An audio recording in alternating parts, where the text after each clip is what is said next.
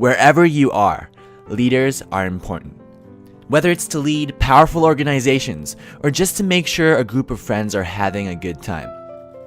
Here are the 7 traits that all great leaders possess. Number 1, they radiate positive energy. There is nothing more important in a team than passion and the will to succeed. And having a positive leader is an important part of that. Sometimes I sign onto Facebook and I see these status updates that just reeks of negativity. These people are not good leaders, and more often than not, they are not very successful either. Great leaders radiate positive energy. Not only does that make them more likable, leading to more trust, it also boosts the team's morale.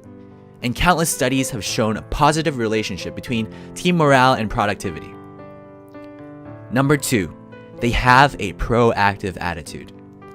When something goes wrong, it's easy to blame someone else or to find out why it happened immediately. But great leaders put that aside. They shift their focus entirely on solving the problem.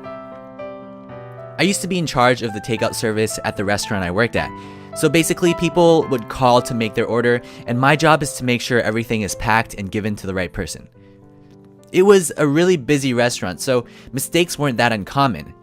This one time, after a customer came to pick up his food, I realized that we forgot to pack part of his order. I was fairly new at the time and I didn't know what to do, but luckily one of the owners of the restaurant was there, so I explained to him what happened. He didn't blame me. He didn't even ask how it happened. Instead, he told me to call the customer, apologize for what happened, and then tell him that we will personally deliver the missing part of his order to his house. At the end of the day, the owner sat down with me to talk about how we can prevent something like this from happening again, but he did it at the end of the day, not when the problem was still unresolved. Great leaders know what to focus on at any given point in time. They are proactive. Number 3, they delegate tasks completely. Great leaders realize that they can't do everything themselves, so they focus on the most difficult tasks and delegates the rest to others. Let's say you make more than $30 an hour, yet every week you still spend several hours cleaning your house and doing the laundry. Considering a maid costs around $30 an hour, you might decide it's worthwhile to hire one to do your housework for you. When I first started delegating my work to others, I was hesitant because I knew that I could probably do a better job than the person I'm assigning it to. For example, a maid might put your clothes in the wrong drawer every once in a while, but you should still hire her, because the extra time you get to work on more valuable tasks generally outweighs the negatives. Delegating also means fully trusting your team to do the task without micromanaging their every move. Great leaders delegate tasks to others and trust them to get the job done.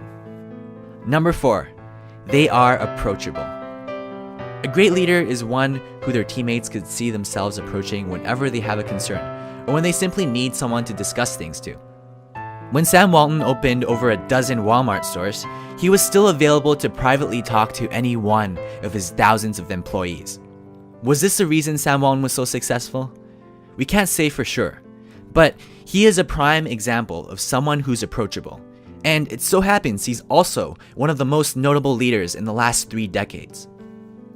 There is a saying that's very appropriate in this situation, and that is, a non-productive work environment is one where employees are discouraged to speak up, fearing the loss of their jobs. Great leaders encourage feedback from all members of the organization. They are approachable. Number 5, they do what they expect of others. If you expect your team to work hard and produce great results, you're going to have to do the same. When I was a kid, I worked at Wendy's, the fast food restaurant. There were 2 managers there, Maria and Francis. Maria was very good at telling us what to do, but she would always be in her office talking on the phone with her boyfriend. We listened to her, but none of us really respected her. And that is because she doesn't place the same expectations for herself as she does for us.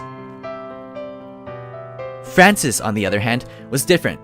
He didn't have a lot of leadership traits. In fact, he even had trouble telling us what to do. But the one thing he did have was he pulled his own weight. When it was busy, he would grab the spatula and start flipping burgers alongside us.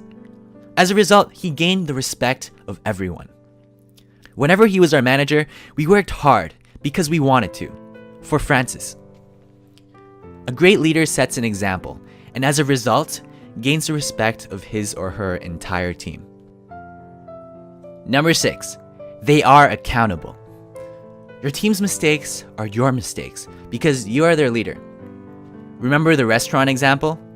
When we left out part of the customer's order, the owner and I personally went to deliver what we missed.